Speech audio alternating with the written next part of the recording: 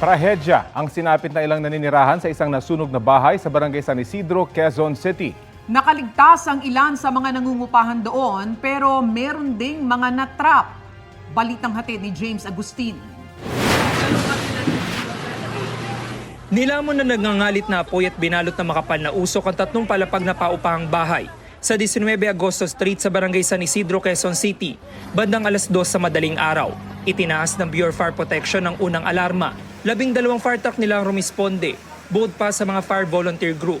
Ang ilang bombero pumesto sa bubong sa likurang bahagi ng residential area para malapit ang makapagbuga ng tubig. Kita sa video na ito ang isang lalaki na nakaligtas mula sa nasusunog na bahay.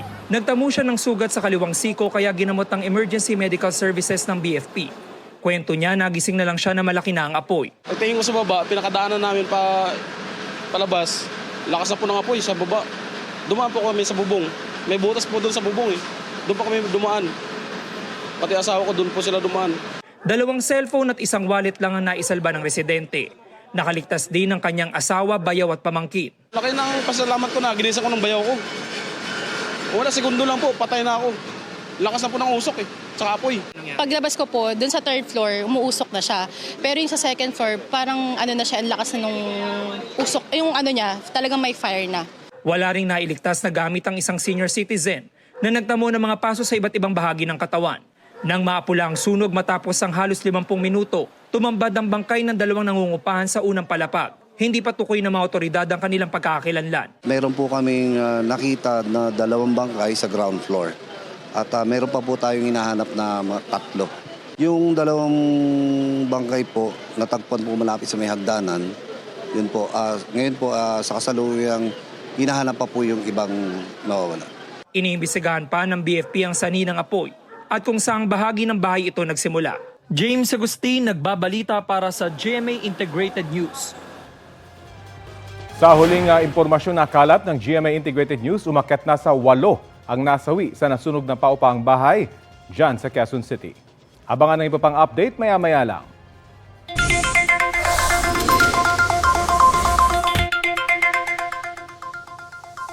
May oversupply ng kamatis sa ilang pamilihan sa Pasig City. Sa Pasig Mega Market, 40 pesos ang kada kilo niyan. Sabi na ilang nagtitinda, nasisira lang ilan nilang panindang kamatis dahil sa oversupply. Ayon sa grupong Sinag, nasa 4 hanggang 5 pesos kada kilo ang farm gate price ng kamatis. Panawagan nila, magkaroon ng floor price para makabawi sa puhunan ang mga producer. Sa latest monitoring ng Department of Agriculture sa Metro Manila, 20 pesos kada kilo ang pinakamababang presyo ng kamatis. Mabibili yan sa Balintawak at Commonwealth Market sa Quezon City. Hanggang 70 pesos naman ang presyo sa iba pang pamilihan sa Metro Manila. Patapos na ang buwan ng Pebrero, wala pa ring bagyo o low pressure area na namamataan sa loob o labas ng Philippine Area of Responsibility. Sa kabila niyan, may tsansa pa rin ang ulan sa bansa dahil sa hanging amihan at easterlies ayon sa Pag-asa. Halos malaking bahagi ng Mindanao at ilang panig ng Visayas ang uulanin sa mga susunod na oras base sa rainfall forecast ng Metro Weather. Higit na nakaaasa sa maayos na panahon ng iba pang bahagi ng bansa pero posible pa rin ang mga panandaliang ulan. Samantala, na-decommission na o pinalitan na ng Pag-asa ang 8 pangalan ng bagyo na ginamit noong nakaraang taon. Ayon sa ahensya, hindi na magagamit ulit ang mga pangalang Aghon, Enteng, Julian, Christine, Leon, Nika, Ophel at Pepito. Yan ay dahil sa malaking pinsala at epektong iniwan ng mga nasabing bagyo noong 2024. Papalitan na ang mga yan ng Amuyao, Edring, Josefa, Kidul, Lekep, Nanolay, Onos at Puwok. Sa 2028 pa magagamit ang mga bagong pangalan dahil kada 4 na taon na uulit ang listahan ng mga pangalan. Meron na rin itinalagang mga pangalan sa mga darating na bagyo ngayong 2025. Arestado sa Maynila ang isang lola at kanyang pamangkin dahil sa pagbebenta ng mga gamot na pampalaglag. Ang kanila umanong supplier, isang dayuhan. Balitang hatid ni Jomar Apresto.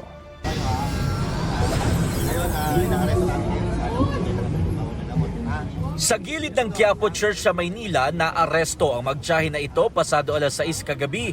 Ang dalawa, nagbebenta raw ng mga gamot na pampalaglag. Ayon sa pulisya, mismong taga-simbahan ang nagsumbong sa kanila kaugnay sa nangyayaring bentahan. Dito mismo sa simbahan ng Quiapo, sinasabing nagkakaroon ng bentahan ng mga pampalaglag ng sanggol. Muli raw umusbong ang bentahan nito ngayong taon. Nagsagawa ng buy-bust operation ng Intelligence Division ng MPD.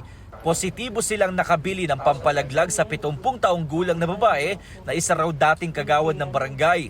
Napag-alaman na dati na ring nakulong ang lola. Kasama ng isang foreign national na nagbebenta din. And then we arrested her again ngayon for the same violation. Ayon sa pulisya, mga estudyante ang karaniwang parokyano ng mga nasabing gamot na mabibili ng 1,000 hanggang 3,500 pesos ang kada banig. Hindi ito yung talagang ino-offer nila or no. It is done secretly. Minsan nga sa online pa. Gamot ito for ulcer. Kaso nga lang sa Quiapo, ito is pampalaglag or ginagamit nila for abortion. Sa investigasyon ng MPD, lumalabas na isang foreign national na may asawang Pinay ang nagsisilbing supplier ng mga gamot na pampalaglag. Bukod sa Maynila, ibinebenta rin umano ito sa iba't ibang bahagi ng Metro Manila sa pamamagitan ng online transaction. Ayon naman sa suspect, halos kababalik niya lang sa pagbebenta ng mga ganitong gamot. Itinanggi niya na dati siyang nakulong dahil dito. Hindi naman ako tatlo, dalawa, ganyan. Ngayon lang yan eh. Matagal na wala ng stock yan. Taon. Ang kanya namang pamangkin, nagsisisi raw sa nangyari. Alam ko po, pero naman ko lang po siya. Ngayon lang po ako nagpasama sa akin eh. Sakit po na ako. May mga anak mo po ako eh. Ano naman po ako Maharap sila sa reklamong paglabag sa Food and Drug Administration Act of 2009. Nagpaalala naman ng pulisya sa publiko na huwag nang subukan pa ang mga ganitong gamot. Bukod sa delikado, illegal ang abortion sa Pilipinas. Baka it will lead pa sa ikamatay nyo. It will lead to na madisgrasya pa kayo. Jomer Apresto nagbabalita para sa GMA Integrated News. Sa ibang balita, pinaghahanda na ni Senate President Cheese Escudero ang mga opisina ng Senado para sa impeachment trial ni Vice President Sara Duterte. Inilatag ni Escudero ang administrative support sa impeachment trial. Magsisilbing clerk of court ang Senate Secretary. Tatayo bilang deputy clerks ang Senate Legal Counsel na mandatong mag-draft ng mga legal na dokumento gaya ng sabina. Ang Senate Sergeant-at-Arms magsisilbi ng summons, sabinas at iba pang legal processes. Ayon kay Escudero, layo nito na tiyaking maayos ang buong impeachment court. Epektibo ang inianunsyong Senate Admin Support Group hanggang matapos ang impeachment trial. Una nang sinabi ni Escudero na posibleng masimula ng impeachment proceedings sa Hunyo. Biglang nagpulasa ng mga taong nasa gilid ng kalsadang yan sa Barangay Rosary Heights 3 sa Cotabato City matapos marinig ang mga putok ng baril. Ayon sa pulisya, pinuntiryan ng magkaangkas na suspect ang driver ng SUV na isang engineer at may-ari ng isang construction firm. Tumakas sa mga salarin. Sa cellphone video, pinagbabasag ng mga residente ang salamin ng sasakyan para tulungan ang driver. Dead on arrival siya sa ospital. Na-recover sa crime scene ang 12 basyo ng bala ng kalibre 45 baril. Inutugis na ang mga suspect habang iniimbestigahan pa ang motibo sa krimen. Ito ang GMA Regional TV News. Mainit na balita mula sa Luzon, hatid ng GMA Regional TV. Patay ang isang magsasaka sa Asingan, Pangasinan matapos barilin. Chris, may natukoy na bang suspect at anong motibo? Tony, may mga person of interest na ngayon ang pulisya sa tinitingnan nilang anggulo ng paghihiganti. Yan at iba pang maiinit na balita hatid ni Jeric Pasilyao ng GMA Regional TV. Sa pamamaril, nasawi ang isang magsasakang residente ng Barangay San Vicente East sa Asingan, Pangasinan. Ayon sa mga otoridad, kasasakay lang na motorsiklo ng biktima para pumunta sana sa kanyang taniman nang lapitan at barilin. Na-recover sa crime scene ang 6 na basyo ng bala ng baril. As to background check ng ating pong victim, may mga na-file po na cases against dun po sa victim po natin. Opo, yes po. May ongoing po siyang hearing for a frustrated homicide right now sa ating pong MTC. And then, tinitingnan po natin yung mga POI o yung mga persons of interest. As of now, ang pinaka mataas ang possibility ng motive ng pagpatay po dito po sa ating pong victim ay revenge. Sa Tayug, Pangasinan naman, 3 batang magkakapatid na natrap sa kanilang nasunog na bahay ang namatay. Ayon sa mga otoridad, edad 6, 4 at 2 ang mga biktima. Wala ang mga magulang ng bata nang masunog ang kanilang bahay. Ayon sa pulisya, nilakdaw ng padre de pamilya ang kanilang bahay noong umalis siya. Yun yung parang lock na talaga, hindi yung lock na para hindi makalabas. Kasi safety lang din siguro para sa bata yun na hindi makaalis ng bahay. Inaalam ang sanhi ng sunog. Jarek Pasilyaw ng GMA Regional TV nagbabalita para sa GMA Integrated News. Magandang balita po para sa mga kasambahay sa Region 4A o Calabarzon. Simula po sa March 7, may dagdag sahod kayo. 750 pesos ang dagdag na sahod ng mga kasambahay sa mga lungsod at first-class municipalities. 1,750 pesos naman sa iba pang bayan sa Calabarzon. Dahil dyan, pare-pareho ng magiging 6,750 pesos ang buwan ng minimum wage ng mga kasambahay sa Region 4A. Ayon sa National Wages and Productivity Commission, halos sa 2,000 o 234,000 na mga kasambahay ang makikinabang sa taas sahod. Viral ngayon ang komosyon sa pagitan ng mga pulis at mga naninirahan sa isang bahay na pinasok nila sa Caloocan. Sabi ng mga pulis, doon daw kasi sa bahay na yun tumakbo ang tinutugis nilang suspect sa pagpatay sa isang babae. Ang mainit na balita hatid ni Bea Pinlac. Kaswalang na naglakad ang 34 anyos na babaeng ito sa Durian Street sa Camarin, Caloocan City nitong Martes ng gabi. Hindi na nahagip sa CCTV kung saan siya patungo. Sunod na siyang nakita sa isang kanal sa Avocado Street. Wala ng buhay at may 2 tama ng bala sa ulo. Hinala ng pulisya, iniwan ng suspect sa kanal ang bangkay matapos barilin. Natagpuan na lang namin yung victim doon sa may kanal. Yung bangkay na lang po, ma'am, ang na-recover natin doon sa crime scene. Ang tinitingnan nating mga motibo dito, ma'am, is drug-related. Matapos ang pamamaril, nagsagawa ng hot pursuit operation ng pulisya para matugis ang gunman. May lumutang po na witness po natin na nagtuturo kung saan tumakbo po yung suspect. Agad daw nilang pinuntahan ang bahay na itinuro ng saksi. Sa mga viral video sa social media, inirereklamo ang mga pulis na ayon sa uploader ay sapilitang pumasok sa bahay nila madaling araw kahapon. Nasira pa umano ng mga pulis ang kanilang gate. Wala na akong pampagawa ng gate, oh. Yung ginawa ninyo pati sa gate. Mainit din ang nakuha ng sagutan ng mga pulis at ng mga nakatira sa bahay. Ito nang galing yung pinatay, dito rin tumakbo yung pumatay, ha? Po, balikan po kayo lahat. Buksan na nga po lahat, eh. Kaya tago ka ba? Kaya pa po. Ba't nagagalit ka? Hindi po kami, talagang makigalit ako kasi istorbo po kayo sa amin. Tinan niyo po ginawa niyo sa amin, no? Welcome na welcome kayo dyan. Bakit po dyan? Wala pong problema. Sige po. Total, nag-istorbo na rin lang kayo sa amin, eh. O, akitin niyo hanggang doon. Para naman napaka-criminal yung hanapin ninyo. Criminal po talaga. Oo, kaya nga eh. Pumatay nga eh. O, kaya nga po. Akit nga po. Akit nga po. Ano iniiyak mo? Ay, kaya nga po. Akit nga po. Sir. Hindi kami naninigaw, kayo naninigaw eh. Depensa ng pulisya, walang iligal sa ginawa nila. Pagpasok naman namin, ma'am, doon sa lugar, open naman po yung gate. Wala naman po kaming sinera. Wala po kaming nasaktan. Ang hinanap lang po namin doon is yung suspect po, ma'am. Wala pong illegal na nangyari doon po, ma'am, kasi hot pursuit yung ginawa po namin. Ipinaliwanag din nila ang nakuhanan sa isa pang video kung saan may kinakalkal na bag ang isang pulis. Tinanong po namin yung mga tao doon sa area. Ang sagot nila sa amin, ma'am, hindi nila pagmamayari yung isang bag. Kaya tinignan ng isang kasama ko po yung bag kung sino yung may-ari nun. Baka andun na yung baril na ginamit sa krimen. Pero wala po kaming kinuha ng mga gamit doon po. Kung sinabi nilang hindi nila pagmamayari, kinuha po namin for verification po kung sino po yung nagmamayari. Naisauli na rin daw ang bag sa may-ari na nag-claim nito sa police station kahapon. Iniimbestigahan na ng Caloocan City Police ang insidente.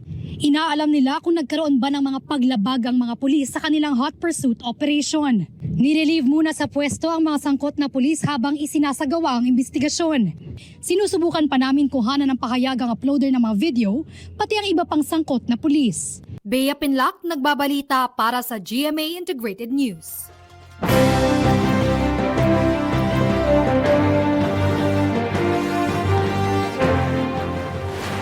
Mahigit 70 araw na lang, eleksyon 2025 na.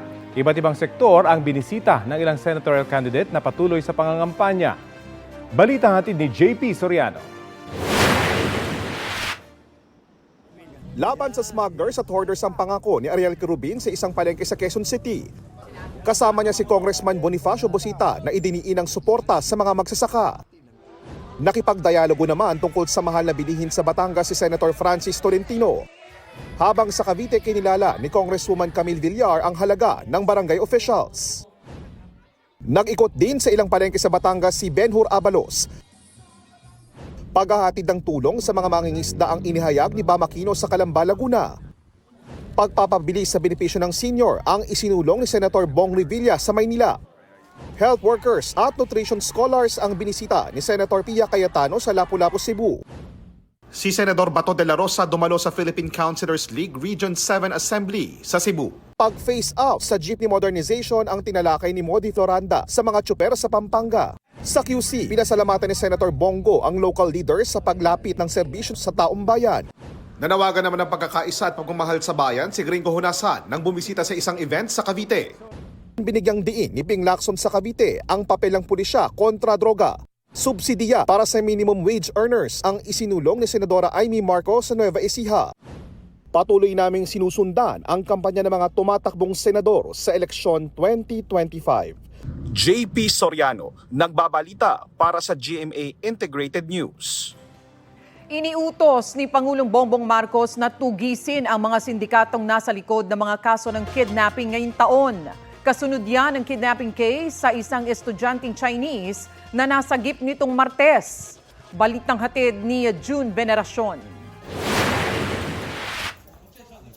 Matapos ang 5 araw sa kamay ng mga kidnapper, nailigtas ang 14 anyos na estudyanteng Chinese. Inabandona siya ng mga kidnapper at natagpuan ng mga pulis. Agad siyang dinala sa kanyang ama at pagkatapos ito ay dinala sa ospital. May benda sa kamay ang binatilyo na pinutulan ng daliri ng mga kidnapper. Ayon kay Interior Secretary John Vic Rimulya, February 20 dinukot ang biktima. Pasado alas 2 ng hapon ang uwian nito sa eskwela, pero mag-aalas 4 na ay wala pa. Nakita ang SUV na sundo ng binatilyo sa may C5 southbound. Noong Biyernes, nakitang patay sa loob ng isang sasakyan ang driver ng biktima. In that vehicle yielded information regarding the syndicate which was operating, which operates in this manner. Now, the contents of that include pictures, conversations, cell phone numbers, strategies, casings of how they would do the job. Pinatutubo sa halagang $20 million ang binatilyo, pero naibaba ito sa $1 million. Habang may nangyayaring negosasyon, gumagawa na raw noon ng paraan ang PNP Anti-Kidnapping Group para matumbok ang kinaroroonan ng biktima at mga kidnapper. Nung Lunes ay nag-yield na ang AKG ng positive results out of the evidence found nang nagbiping na ng signal ang mga cellphone ng mga abductor. You have to understand that this group is very sophisticated. Yung tawag nila at kung nasaan yung bata ay magkahiwalay na lugar. Pero ang daming numerong naiwan doon. Sinundan ng PNP ang na-detect na signal mula sa mga kidnapper hanggang sa ma-rescue na nga ang biktima. Ayon sa PNP, walang binayarang ransom. Ito po ay dahil po sa tinatawag natin na technical lead na sinundan ng AKG at yung human intelligence po na pinagsama. Kaya po napilitan na ibigay na lang po ng mga kidnappers po yung, o ng mga abductors yung pong batang estudyante. Base sa investigasyon, posibleng may koneksyon sa Pogo ang pagdukot sa biktima dahil dating nasa Pogo business ang ama nito. May isang anggulo pa ang iniimbestigahan ng PNP na may kinalaman sa negosyo ng pamilya ng biktima. Ang ama raw ng bata ay may tuturing na big time sa larangan ng e-selling. Ang tinutumbok po natin dito, yung kanyang involvement po dati sa Pogo at yung pong kanyang mga business associates doon sa kanyang e-selling business po ng merchandise. Iniimbestigahan din kung may kaugnayan ito sa harapang pagbaril ng isang Chinese sa kapwa niya Chinese sa loob ng isang restaurant sa Makati City noong 2024. Ang lalaking namaril, sinasabing person of interest sa pagkidnap sa estudyante. Sinasabing posibleng may kaugnayan sa sindikatong galing sa Pogo operations. We are definite na ang sindikato na nasa likod ng kidnapping ay former operators ng Pogo din. We are definite na ang perpetrators ay ginamit ang kanilang mga former bodyguards na awol na ngayon sa serbisyo ng AFP at PNP. Awol. So they're no longer in service. Para sa anti-crime advocate na si Teresita Angsi, iba raw sa karaniwan ang nangyari sa Binatilyo. Very sadistic type of kidnapping only this time. It's a very inhumane way of treating the victims and we have never encountered that before. Dati, yung mga victims na ganyan ang treatment where they torture the victims, like they cut the finger, adults and Pogo related. This family is in no way related to the Pogos. Ayon sa grupo ni Angsi, ng Movement for Restoration of Peace and Order, dumami ang mga kaso ng kidnapping simula nang magsara ang mga Pogo sa bansa. Sa buwan lang ng Enero, 4 lang naitala. Most of the perpetrators are still the Chinese syndicates, but the victims are not all Pogo related. The government is caught flat-footed. Hindi sila prepared what to do, no? Mga Filipino drivers are without jobs. And not just the Chinese are without jobs. We have to be more vigilant with these things happening now. Ayon kay Interior Secretary John Vic Rimulya, The PNP is on top of the situation. Hindi nagpapabaya ang PNP. We have the tools necessary to fight crime. The people around me now, I vouchsafe for them. They are doing a good job. We will never let down our guard against criminality. Base sa datos ng PNP Anti-Kidnapping Group, 8 kaso na ito ng kidnapping ngayong taon. 5 raw ang naresolba na at 3 ang iniimbestigahan pa. Ipinag-utos na raw ni Pangulong Bongbong Marcos na tugisin ang mga sindikatong nasa likod ng mga kaso ng kidnapping na ito. June Veneracion nagbabalita para sa GMA Integrated News. Sa kuha ng CCTV sa Davao City, makikita ang 2 lalaki na yan na dumaan sa harap ng isang pawn shop o sanglaan. Bigla na lang silang bumalik at bumunot ng baril. Inatake nila ang mga gwardya. Lumitaw ang 2 kasabwat pa na ang isa sa kanila ay may dala pang maso. Pinagtulungan nila ang mga gwardya. Ang may dalang maso, sinira ang pintuan ng loob ng sanglaan. Kasama ang iba pang kasabwat, nilimas ang mga nakadisplay na alahas na nasa 40 milyong piso ang halaga. Sa isa pang kuha ng CCTV, nakita ang 3 suspect na tumakas. Iniwan nila ang kanilang motorsiklo matapos pumalya. Sa follow-up operation, naaresto sa Bangkerohan Public Market ang isa sa mga suspect. Nabawi sa kanyang ilang alahas na tinangay. Nakumpiska rin ang isang baril. Wala pang pahayag ang suspect habang tinutugis pa ng pulisya ang iba pang suspect. 8 na po ang nare-recover na bangkay mula sa nasunog na paupahang bahay sa Barangay San Isidro sa Quezon City. May ulat on the spot si Maki Pulido. Maki. 2:06 ng madaling araw, idineklarang first alarm ang sunog sa 3 palapag na paupahan na ito dito sa may 19 de Agosto Street sa may Galas, Quezon City. Tapos pagkatapos noon ay fire out na ang sunog matapos lamang ang 40 minuto. Mabilis man, naapula ang sunog, marami ang nasawi. Batay sa bilang ng body bag na inilabas mula sa paupahan, 8 ang nasawi, Rafi. Nailabas na yung labi ng mga biktima at naihatid na sa punerarya matapos maproseso ng SOCO. Pero wala pang opisyal na pahayag ang Bureau of Fire Protection hanggang sa ngayon. Ayon sa mga nakatira sa paupahan, may 11 kwartong pinapaupahan. 5 sa ground floor, 5 sa second floor at 1 sa third floor.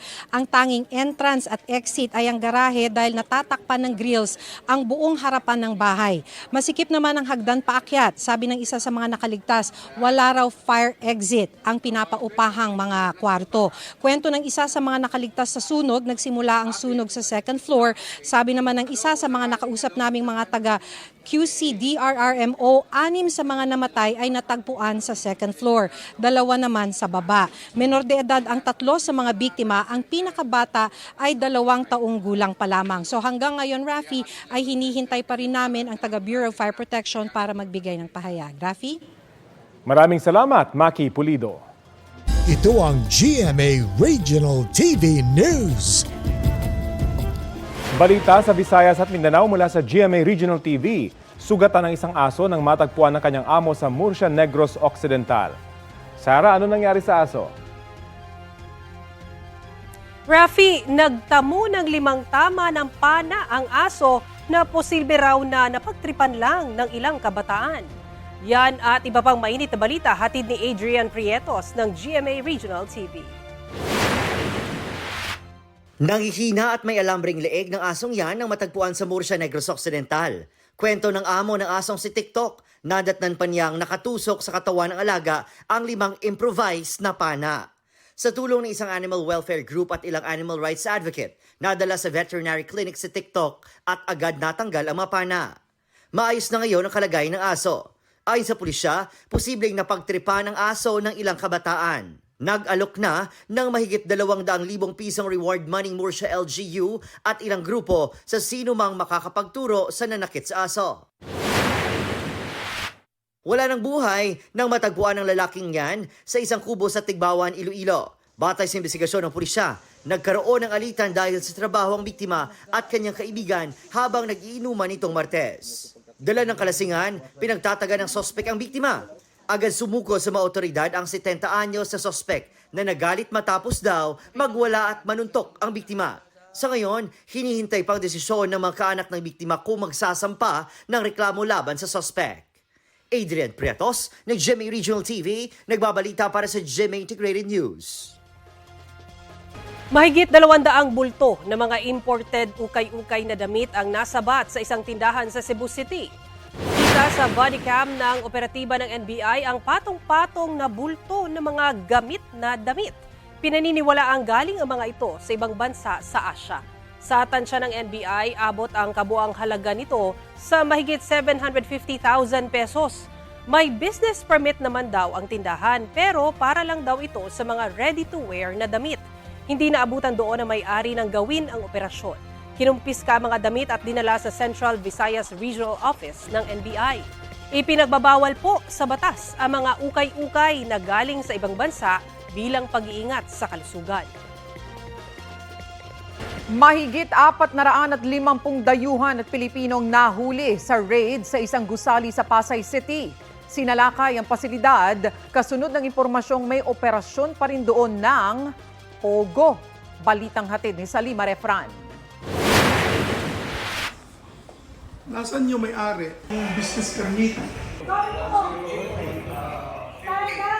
Mismong lokal na pamahalaan na ng Pasay ang nanguna sa operasyon ng mga otoridad sa opisina sa 5 palapag ng gusaling ito sa Macapagal Boulevard sa Pasay.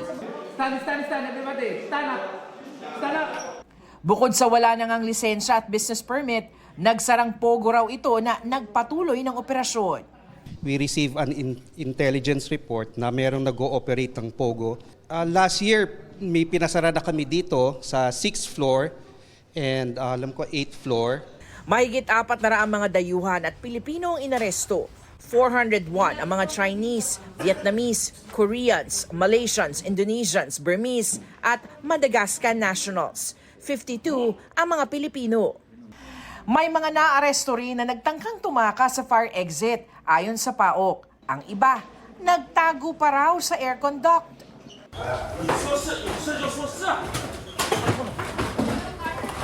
Ang Dayuhan ito nagwala ng pagbawalan ng mga otoridad na kalikuti ng kanyang computer at cellphone. Agad siyang inaresto ng mga otoridad. Cannot speak English and need to translate for them. Iba't ibang scam rin ang natuklasan. Sa initial viewing namin is nakita namin may investment scam, love scam. Dito sa ikasampung palapag ng Sinalakay na gusali ay nakakita nitong bulto-bultong mga local SIM cards. Ang mga ito ginagamit para dito, mga text blasters na nagpapadala ng mga mensahe na ginagamit raw sa panggoyo. Nakakita pa ang DOJ Office of Cybercrime ng mga pinapadalang mga amounts o mga halaga gamit ang mga local e-wallets. Indikasyon raw ito na hindi lamang mga dayuhan, kundi maging mga Pilipino kasama sa mga nabibiktima. Meron kaming nakitang listahan ng mga pangalan ng mga Pilipinong nagpapadala ng pera. The biggest po is around 5,000. Meron din pong mga 20 pesos, 70 pesos, ganun po. Maaari na yun yung ginagamit nila, yung text blasters ay ginagamit nila panghikayat para makapagbigay ng pera. Sigurado tayo na may POGO operations to. May mga nakita na tayong gambling apps sa kanilang mga desktop. So, hahanapin natin ang mga iba pang mga ebidensya natin dito para sa pa-support yung mga illegal ang charges natin against their illegal activities. Anong ginagawa ninyo? Anong operations nyo? Yung operation nila, customer service yun. So tungkol sa platform, kasi yung platform wala dito, sa ibang bansa yun. So kami, katulad ako, taga-translate lang para sa kanila. Kasi dati karing ako lang sa lapas. Bago lang papasok lang. Pogo ba to? Hindi.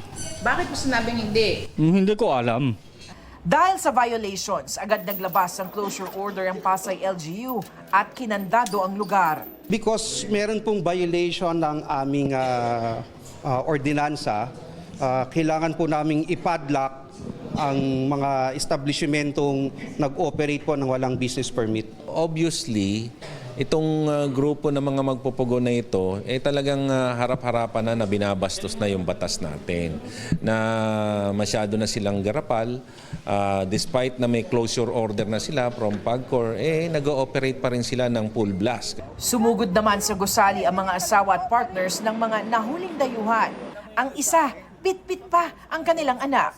Papayagan naman daw silang mabisita ang kanilang mga mahal sa buhay sa Baok Detention Facility.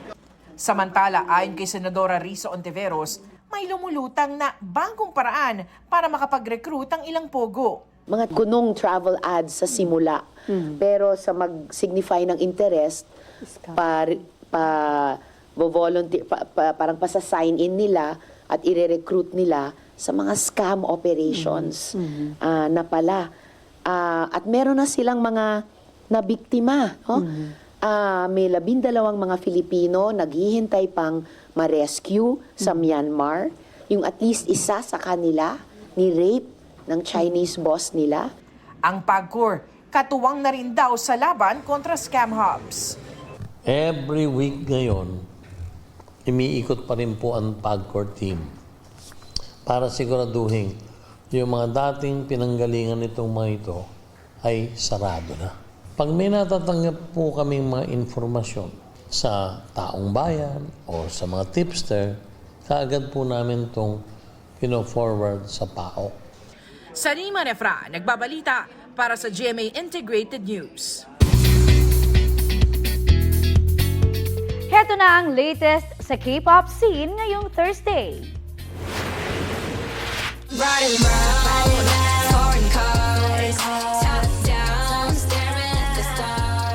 Yan ang Extra L, ang latest single ni Blackpink member Jennie featuring American rapper Doechii. Sizzling in their red OOTD sang duo sa music video na may 17 million views. Yan na ang third single ng K-pop superstar sa kanyang upcoming solo album entitled Ruby. And speaking of new releases, Baby girl, too bad for me. There you go, too that ass on me. King G-Dragon is back with a bang. Inirelease na rin kasi ng K-pop idol ang kanyang newest album na Ubermensch.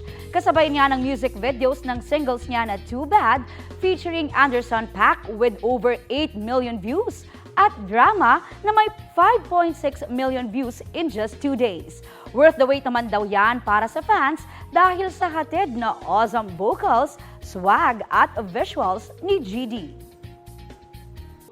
Ipinagdiriwa ngayong araw ang GMA Network Day sa New York State sa Amerika. Idineklara yan noong 1 taon sa pangunguna ng unang Pilipinong nahalal sa New York Assembly na si Steven Raga. Ngayong 2025, ipinagdiriwang din ang ika-20 anibersaryo ng GMA Pinoy TV na patuloy na maglilingkod sa overseas Filipinos saan mang sulok ng mundo. Happy GMA Network Day sa mga kapuso natin sa New York at Happy 20th Anniversary GMA Pinoy TV. Patuloy na bumubuti ang kondisyon ni Pope Francis sa nakalipas na 24 oras. Batay sa inilabas na pahayag ng Vatican, hindi nakitaan ang panibagong respiratory crisis ang Santo Papa. Lumabas din sa isinagawang CT scan na normal evolution ang inflammation sa kanyang baga. Hindi naman binanggit kung critical pa rin ang kondisyon ni Pope Francis na nananatili pa rin sa Gemelli Hospital sa Rome, Italy. Gayunman, patuloy ang pagdarasal ng mga Katoliko para sa kanyang agarang paggaling. Ito ang GMA Regional TV News.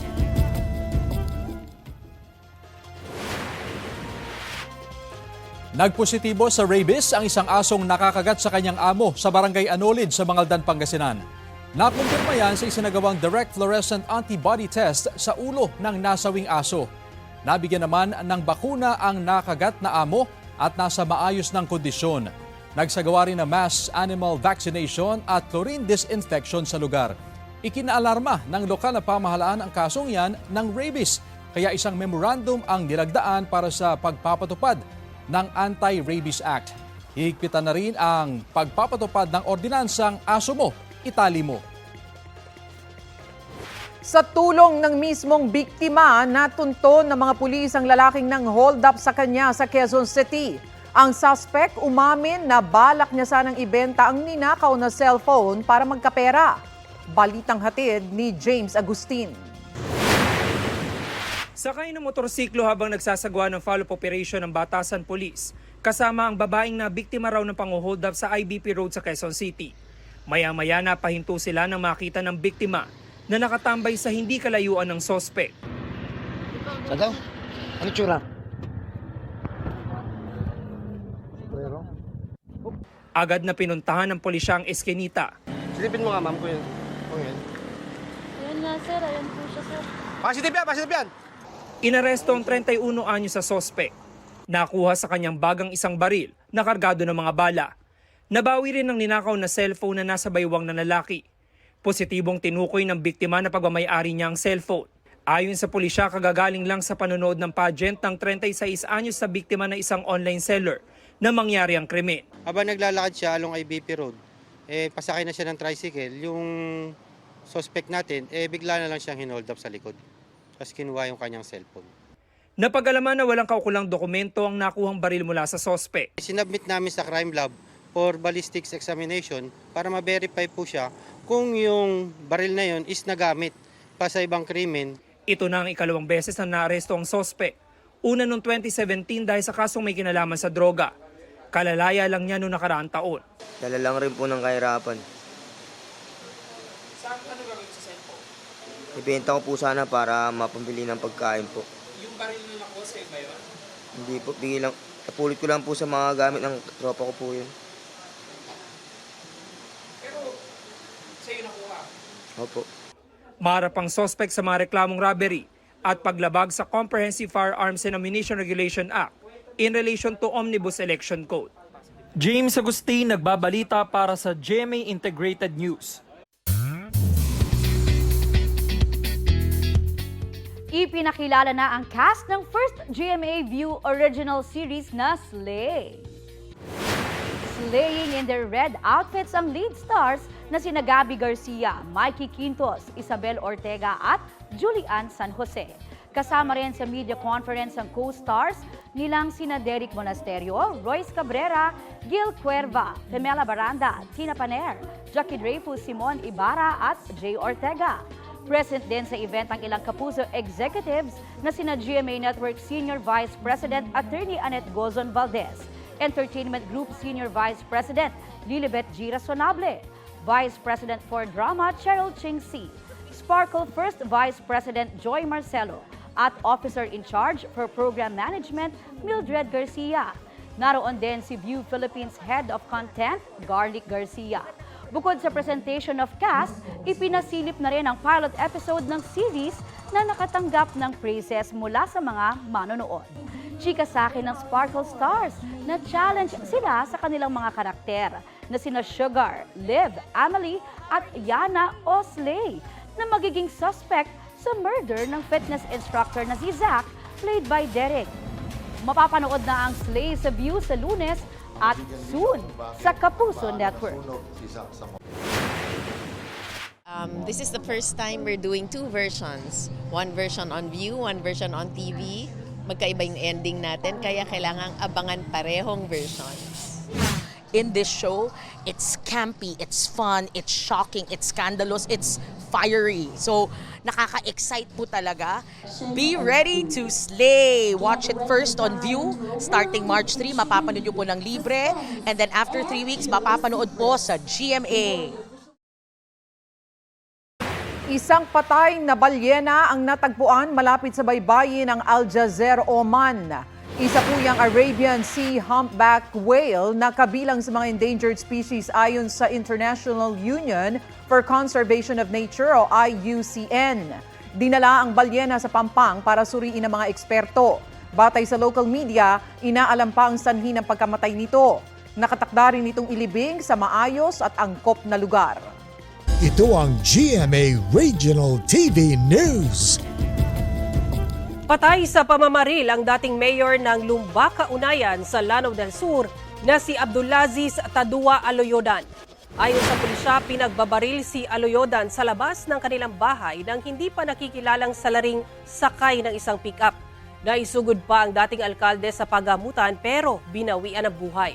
Wala pang pahayag ang biyuda ng biktima na si incumbent Lumbaca, Unayan Mayor Jamalia Aloyodan. Kinundena naman ni Lanao del Sur Governor Mamintal Alonto Adyong Jr. ang pagpatay at nagpaabot ng pakikiramay sa pamilya Aloyodan. Pasintabi po sa mga nanananghalian, nagdeklara ng diarrhea outbreak sa Sitio Magum sa Barangay Macambol sa Mati, Davao Oriental. Yan ay matapos ang sunod-sunod na diarrhea cases sa lugar simula noong Lunes na umabot na sa 45 sa loob lang ng 2 araw. Ayon sa City Epidemiology Surveillance and Response Unit, kontaminadong tubig ang sanhi ng sakit. Nakitaan ng E. coli o coliform bacteria ang sample mula sa water source ng lugar. Dahil dyan, pinagbawal muna ang pagkuha ng tubig doon. Kinukuhaan pa ng GMA Regional TV ng pahayag ang Barangay Macambol. Ibinasura ng Pasay Regional Trial Court Branch 114 ang motion to quash ng independent contractors na sina Jojo Nones at Richard Cruz kaugnay sa kasong rape through sexual assault na isinampa ng aktor na si Sandro Mulak. Dahil dito itinuloy ang arraignment o pagbasa ng sakdal kung saan naghain ng not guilty plea sina Nones at Cruz. Nagkaroon na rin ng pre-trial kung saan inilista ang mga dokumento at mga witness na ipipresenta sa mismong paglilitis. Ikinatuwa ni Mulak ang pag-usad ng kaso at umaasa raw siyang makakamit niya ang hustisya. Ayon naman sa abogado ni Nones at Cruz, patuloy nilang lalabanan ng kaso para mapatunayang inosente sila. Binabalot pa rin ang malamig na panahon ng ilang bahagi ng Luzon. Ayon sa Pag-asa, apektado pa rin ng hanging amihan ang buong Luzon. Easterlies naman ang umiiral sa Visayas at Mindanao. Ngayong Huwebes, naitala ang 14.6 degrees Celsius na minimum temperature sa La Trinidad, Benguet at sa Baguio City, habang 21.4 degrees Celsius naman dito sa Quezon City. Nananatili ang 9.4 degrees Celsius noong January 25, ang pinakamababang temperatura sa bansa ngayong amihan season. Magpapatuloy pa ang lamig ng amihan hanggang Marso, hanggang sa unti-unting magbago ang wind pattern at tuloy na ideklara ang panahon ng tag-init. Para sa mga cheese lover dyan, may bagong world record na naitala sa France. Ang main ingredient, keso. Libu-libong tao rin daw ang nakisawsaw sa paandar na yan. Ang cheesy. Yan! Ang bagong Guinness World Record para sa pinakamalaking cheese fondue. Ginagawa yan gamit ang melted cheese na hinahaluan ng wine. Pwedeng isawsaw dyan ang tinapay o anumang bagay na pagkain. Para sa paggawa ng pinakamalaking cheese fondue, mabusising pinili ang keso na gagamitin mula sa isang cheese cellar. Nang makapili, diretso na sa pagluluto. Unang ibinuhos sa malaking kawa ang wine. Sunod naman ang napakaraming keso. Hinalo yan hanggang sa ma-achieve ang creamy texture. May timbang yan na mahigit 2,000 kilo at pinagsaluhan ng mahigit sa 5,000 tao. Wow! Ang Ang sarap naman. Ako mahilig ako sa keso eh. Oo, pero ngayon ko lang nalaman, meron palang wine ang cheese fondue. Oh, dito kasi parang melted cheese Oo, na. wala Baka yung Ah, yan yung wine. legit. Correct. Grabe, enjoy na enjoy sila oh. Ang sarap niyan, cheese and wine. Correct. At ito po ang Balitang Hali. Bahagi kami ng mas malaking misyon. Rafi Tima po. Sa ngalan ni Connie Sison, ako po si Tony Aquino. Kasama niyo rin po ako, Aubrey Carampel. Para sa mas malawak na paglilingkod sa bayan. Mula sa GMA Integrated News, ang News Authority ng Filipino.